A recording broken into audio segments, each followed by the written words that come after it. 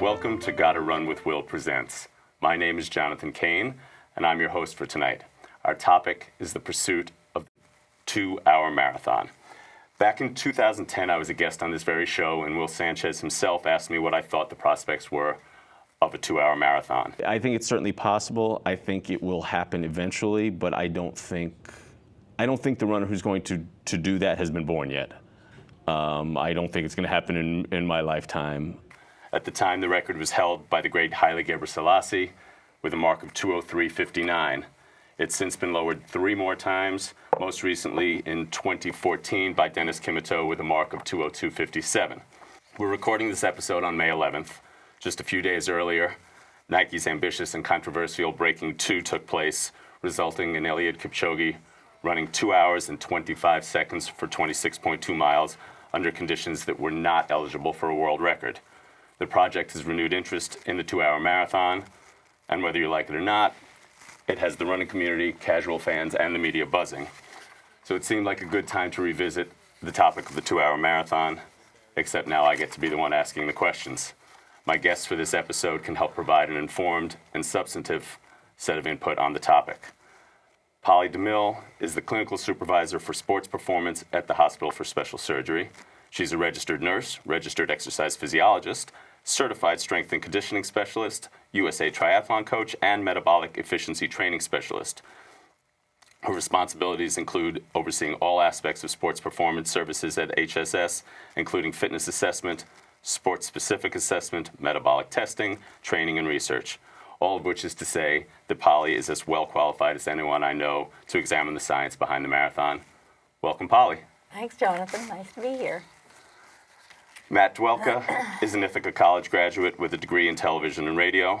He worked at MKTG, an experiential marketing company, on the Nike account as a producer, orchestrating live events all around the country, mainly in the running brand category. He left MKTG in 2015 for a similar producer role at a smaller agency called Magnetic Collaborative. He broadened his client base by producing events for HPE, Hulu, MasterCard, Hershey's, and more. He's now moved on to a corporate role as a multimedia producer at Barclays Investment Bank. Welcome, Matt.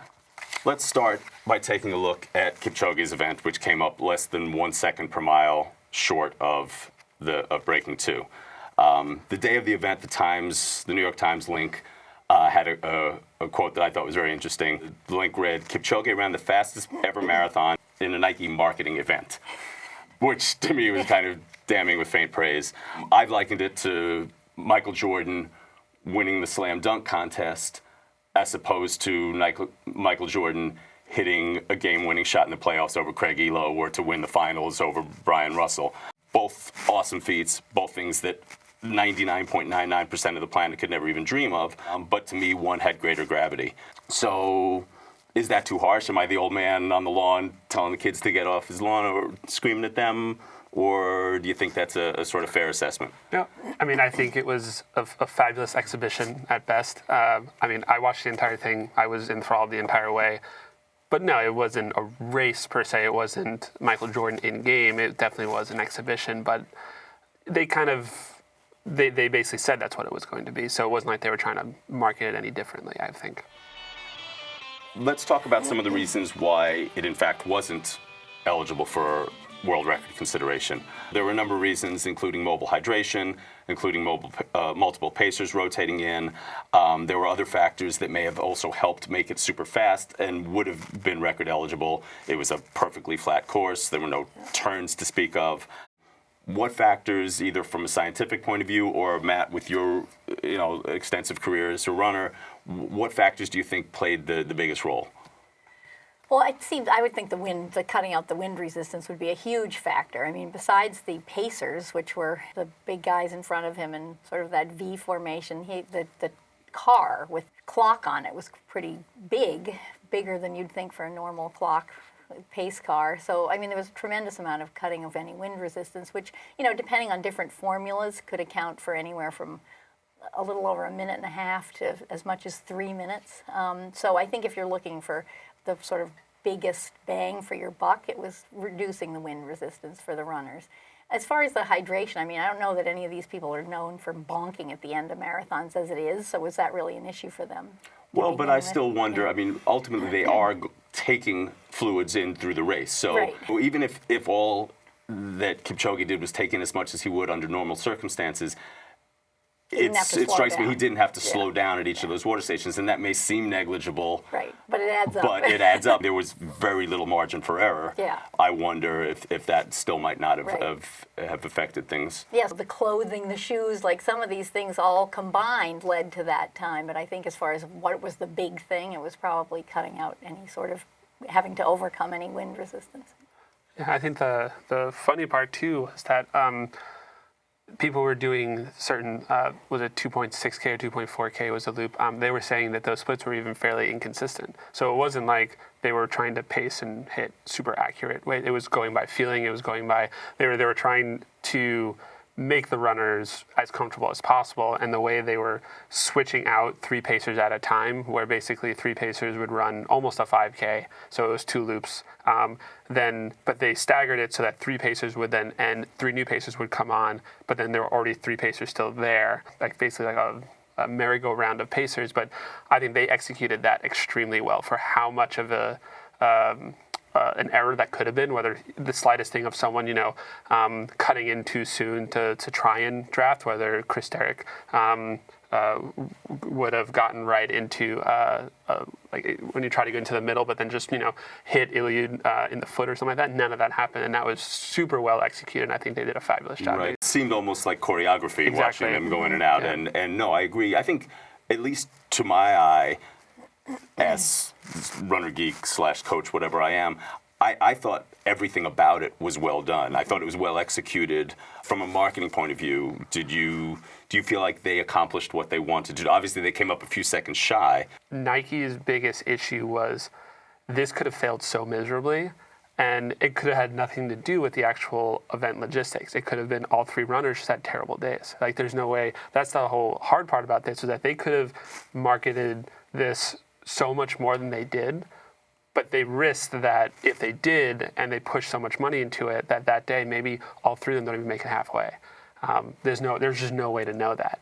So Nike was in this weird spot where it's like they probably wanted to push it so much more, but then also they didn't want to push it. There was even talks about not doing the whole Breaking 2 marathon, because in March they did a half on the course, and they test ran it, and there was a possibility that they would have stopped there because they did not know how, because this is uncharted territory. They didn't know what to expect. So they were like, well, should we even do it? And then they got really worried. It was like, let's just do it, but let's maybe not talk about it as much. And then they really only pushed the marketing like maybe a week before or so. ESPN didn't pick it up until like the day before. Like, there was not much about the shoes. There's not much about anything. And then when it got close, they probably felt pretty confident that the runners were in really good shape. Kipchoge must have been like, I got this. Like, I'll make it somewhat close. The other 2 runners, I didn't know too much about why they were in the race. I never thought they really were going to do much. At best, Tedeschi was an extremely good pacer at how well he runs the half. But Tesesa, I mean, he's a strategic marathoner at that. He wins races, but he just doesn't run super fast in all of them. So that was kind of a weird choice, I thought. Kipchoge was really the main one that had any shot at that. Yeah, I think most folks sort of saw Kipchoge as the sort of prohibitive favorite if you were treating it as a race. And it's interesting to hear what you were saying from a promotional point of view, because, when they announced the project, it was huge. It got tons of social media buzz. And then even I noticed that there was sort of an ebb. And then just as the event approached, that's when there was that much more buzz about it. But, it strikes me that there was still... even though they came up a little bit shy, and certainly, as you said, I mean, if he'd run 26 seconds faster, it would have been huge. But I put up a Twitter poll when they first announced the event, and I said, which would be more significant, breaking the existing world record by a second in a real race, or running 1:59.59 in an unsanctioned event? And 71% of the respondents said real race by a second is more significant. I put that same poll up the day after Kipchoge ran, and I said, is his effort at 2 hours and 25 seconds more impressive than breaking the record? And people still leaned toward the legitimate sanctioned marathon, but it was down to 56% from 71. So clearly it did impact, at least in the moment, people's perceptions of things. The interesting part, as we've discussed what some of these variables were, and the drafting and the course and the pacers and all that stuff, we haven't talked yet about shoes, which ultimately, again, I'm no marketing genius, but I would assume that's part of what Nike wants to do is sell shoes. So, Polly, to the best of your knowledge, how much of a difference could those shoes have made? Well, they're saying 4%, which I think is very generous, because if you just look at like literature on running economy and improvements in mechanical economy, you have people who trained runners who do like a plyometric program for 9 weeks, and they get maybe a 2% improvement in the ground contact time and improve economy. Untrained runners, when they start running and doing plyometric training, they get 4 to 6%, and that's taking somebody who's never run, and you just become more efficient anyway. And then looking at studies that have been done with some barefoot running, when there's been a little more interest in what shoe wear is, and you look at the difference between barefoot or shod or blah blah blah. There's not huge differences, it seems to me, so far in the footwear in terms of big gains and in mechanical economy. So I find like 4% seems like a stretch. These are already incredibly efficient runners, so that it's hard to imagine the shoe giving you that much more. And if you look at somebody who's like Shalane Flanagan, who wore them in the Rio and in the trials, her times were not necessarily 4% faster once she started wearing the shoes, or any of the other runners who've been wearing them. So, I don't know what it is, but I feel like that's kind of a generous number. And it might be, it'll be interesting now to have them out there and have some more independent, measures of them. But that seemed like a lot to me to be saying 4%. And Matt, does this help sell shoes? Absolutely. They looked cool. Like, that's a big thing too. Because a big thing now is that running culture is a cool culture. People are okay with wearing running shoes on a regular basis. So there are people out there who will probably buy that shoe just to walk around in it too. It may not be as most comfortable, but if it looks good, that's how the Flyknits kind of were. That's how Nike markets to people. They want the shoe to be efficient and good in running, but they can also market it now to people walking around in it. But it has this kind of tie to this whole Breaking 2 thing. And it was like, again, it wasn't super successful in the sense of Breaking 2, but it was a successful event in that they did something that no one else had done before. You'll have a bunch of different demographics wanting to buy that shoe because of what it was related to, and the fact that, hey, maybe this is a more efficient shoe. Maybe I will find this more comfortable for my marathons. Right. Well, even if it wasn't 4%, wouldn't you think if you were trying to, get a PR that you're like, what's the harm? Like, if it can't hurt and it might get me some free speed, try it. So yeah, I think that they're going to make. Besides the price point. Yeah. Well, how much is the shoe going to be? Oh, I'm not sure. I would predict this is going to be a big seller. Yeah. Which will be fascinating. And you're right, Polly. I mean, look, the market for people running 2-hour, sub 2:10 marathons, there's not a heck of a lot of people buying shoes. But yes, is that enough to push the guy who just missed his Boston qualifier over the edge and say, yeah, I'll splurge for those shoes? And okay, no, it's not going to be the sub 2:10 guys who initially, there's just not much of a market there. But yeah, will it be the Boston qualifier guys who are trying to go a little bit faster? Will it be the local guy trying to win a small race? Or will it be the 4 and 5 hour marathoners who are going at a more pedestrian pace? Will there still be a draw for them? When I was in high school, the biggest thing that we always wanted were the Bob Kennedy cross-country shoes. They were the Kennedys. Everyone knew them. That was the shoe you wanted because even though a lot of people didn't know about him, he was an American runner. He was good. He wasn't worldwide good. He was good on a world level, but he was never winning anything. But Nike marketed him really well, and you wore the Kennedys. That was your shoe. If they wanted to, or if they can move through with the shoe as the Kipchoge. They can try and do a specialized regimen. You have basketball, you have the Kyries, you have the LeBrons. Like those things are out there. Running is at a point where it is reaching regular person levels. You don't have to be this running enthusiast to know about running, to know about even this Breaking 2. There's a lot of people who don't know much about running, but knew that this was happening and stayed up to watch it because it was an event. It wasn't just, let me watch this marathon that I don't really know anything about. No, this is an event. This is a spectacle. This was fun. No question. And let's be honest, running is not typically a great spectator sport. I don't care how much you love it. It's not something that most people are going to be glued Especially to their TV. marathon. I woke up Sunday morning at 7 o'clock, and it was trending on Twitter. Yeah. And Breaking 2 is trending on Twitter. There's clearly, that's not just a bunch of runner geeks who are causing that. So it sounds like, Matt, you're saying from a marketing point of view that you think there were far more positives, even though they came up a couple of seconds short, that if you were in Nike shoes, you would see this as a positive. Absolutely. I think the event itself went by really well. They did a lot of research into it, but they had ideal weather, ideal situations. Though I think the best thing was that he came close. If he ran a 2:02, it would not be as successful, because you would have known so far earlier that he wouldn't have been successful, that people would have tuned out. Like, you at one point, maybe in the last mile, maybe in the last 2 miles, you kind of knew that he wasn't going to do it. But you're like, oh, maybe he just goes. Maybe he just surges. Compelling. Right. I mean, and you saw even the pacers, where one pacer, I forget his name, but one pacer was supposed to sub out, went right back in because he wanted to run with Kipchoge, regardless of whether or not he was going to break that. He's like, nope, I'm going to run with him. This was fun. And you saw it in the pacers. They wanted it. You saw it in the people. The one thing you didn't really see was in the commentating, which I was a little upset about. They were a little bit dull, but you saw it in the people doing it. You saw Kipchoge. The last 2 miles, you knew he was dead, but he was smiling the entire time. He was having a lot of fun. Yeah. And To I me- thought that made it a bigger deal. I thought he handled himself so Yes. well. He represented the brand really well, I Absolutely. felt. Polly, do you think there's another 25 seconds to squeeze out of there somehow? I thought it was very compelling. If it gets more people interested in running, yay for that. If it gets runners big paychecks for doing this, hooray for that too. So I thought in general it was a real positive. As far as squeezing out more time, it's hard to know, because there are a lot of things we don't know about how they train. We hear about the sports scientists being involved and tweaking the training, but what kind of things were going on? Is there stuff that could be tweaked that we just don't know about? So, I mean, I think those conditions were about as ideal as could be.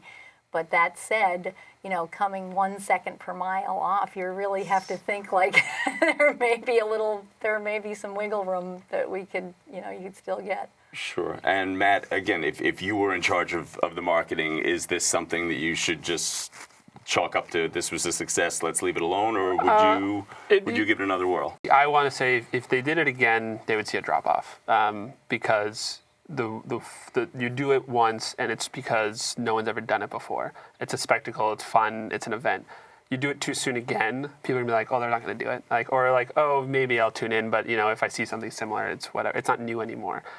It would have to be different. They'd have to talk about something, to push something different. Like, what are they doing differently? What's gonna make me want to watch it again? Because if they're doing exactly the same stuff, I would watch it. You're not going to get the regular person watching who's like, oh, didn't I just see this? And presumably, at that point, it would only be considered a success if, in fact, they break 2 hours. This, you can chalk up to being a successful event and an amazing exhibition. Yeah. But if they do it again and he runs 2 hours and 15 seconds, 12 seconds, then presumably it's not going to be seen as a success.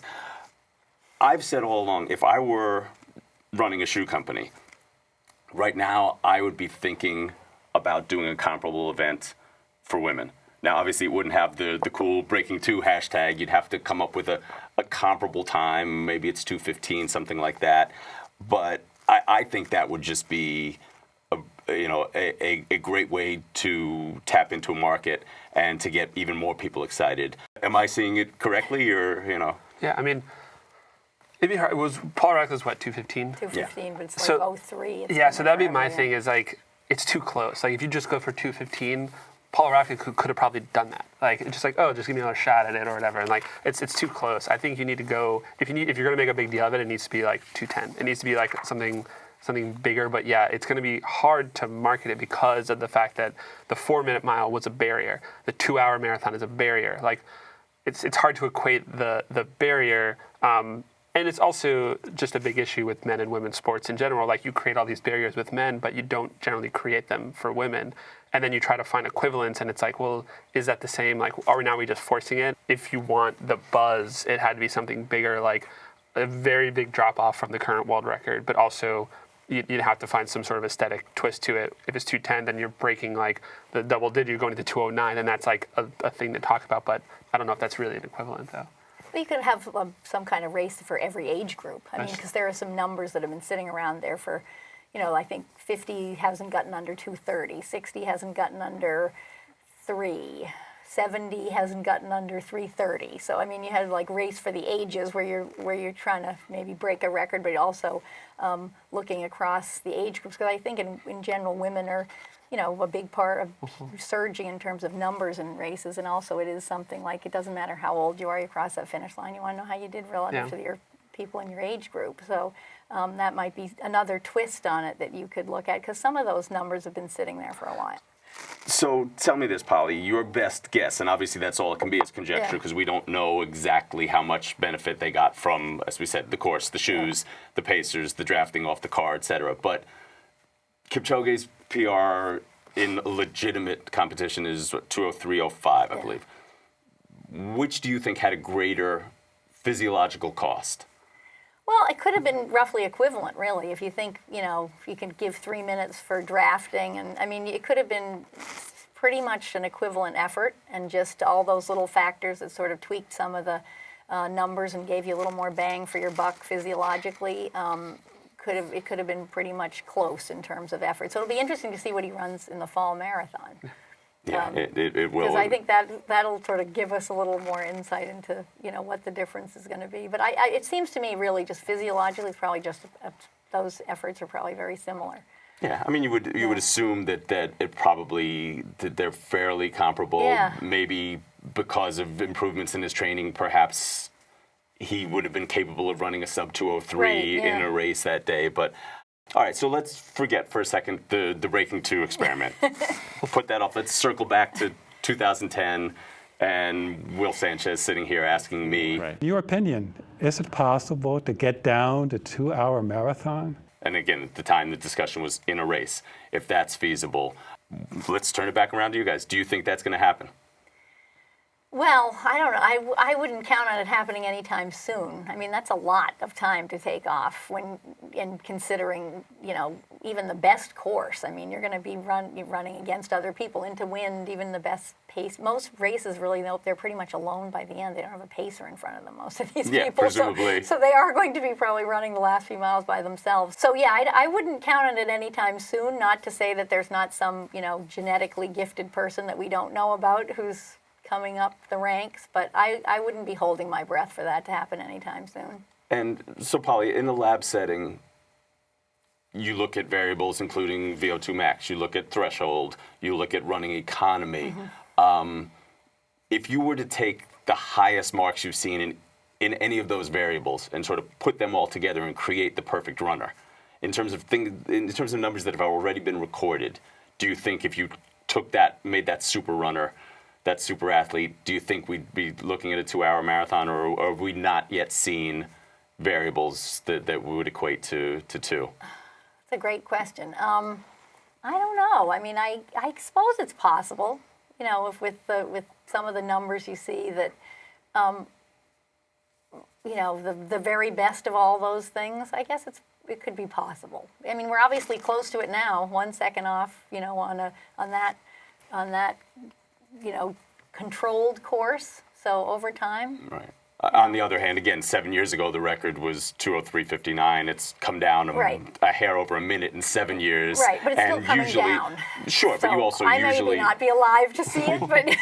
You usually see, at some point you get you reach diminishing returns, and if it's only come down a minute in the last 7 years, to bring it down another 3, it's to me, huge. I'm still skeptical about whether I'm going to see it. Impossible things happen all the time. You look at what people are accomplishing, and I don't ever want to discount something. I would be astounded to see it, but you never know. Matt, you're the real student of the sport in this room. Of the runners who we know, if I told you, I looked into my crystal ball and there's a runner you've heard of who's going to run 2 hours, who would it be? I think Kipchoge. Okay. Yeah. At this point right now, thing with Ethiopia and Kenya, they have guys who are in the 10K who move up. And then they all of a sudden start to blossom on the roads versus the 10K. It's hard to kind of see if there's anybody currently right now that's on track that could evolve into this sub 2-hour marathon. I don't think anybody currently right now running the marathon or even the half or just road race in general, I don't think any of them are going to break 2 hours. But you have these people who come out of the woodwork every so often who are 19, 20, 21 and just blow the gates off. I mean, Sammy Wanjaru, when he was around. This is the first time Sammy's been in front. He might do it. Look at that guy. Look at Wanjaru. Oh my gosh. Remember, this guy is an Olympic champion. This is a knockout punch right here if I've ever seen it. There's a slight little uphill. Wanjaru's going to the arm. He's putting some serious distance over he and Kabedi. And you can see the course record, 2:05:41. This race is over. came out of nowhere and was just destroying things, and then he left us a little bit too early. But you have a guy like that who just comes out. I mean, there's guys in the steeplechase, there's guys who just could, move up, have a really good race, and then that's the guy that does it. I think that if there's one person, it's Kipchoge, but I don't think he's doing it. Yeah, no, and it's funny you bring up Wanjiru because, yeah, he was the one, when he just sort of came out of nowhere seemingly, he was the one that people kept talking about, okay, he's going to set the record, he's going to do this, he's going to do that. And, yeah, obviously all you can do is speculate. But, yeah, there could be someone. I also thought it was interesting that even though Kipchoge was the one who I think everyone looked at as the favorite among the three in the Breaking 2 project, yeah, they did go after the half marathon world record holder, and maybe that's where that maybe if we do know who that runner is, maybe he's not currently a marathoner, as you say. Maybe he's someone who's exhibited the speed that's required for this, but hasn't stretched out the distance quite yet. Also, we kind of talked about it before. It has to do with the paydays too, because there are people who probably could run really fast, but they're racing twice a month, 3 times a month, just to win races and make paydays. Like that's what they're doing. That's what their focus is. If their training evolved into something different, who knows? Maybe that's what they need to do, but their priorities are different. So if they have more spectacles like Breaking 2, these guys I'm sure were paid fairly well. There's probably incentives to go along with it, but they were paid really well to probably not do any other races. This was what they had to focus on. I was surprised that Kipchoge did it, knowing how many other marathons he could have entered and how much money he could have made. So that's another big thing. But if there is another event or another exhibition like this, you can find those people who they can shift their focus, and maybe that's just what they need.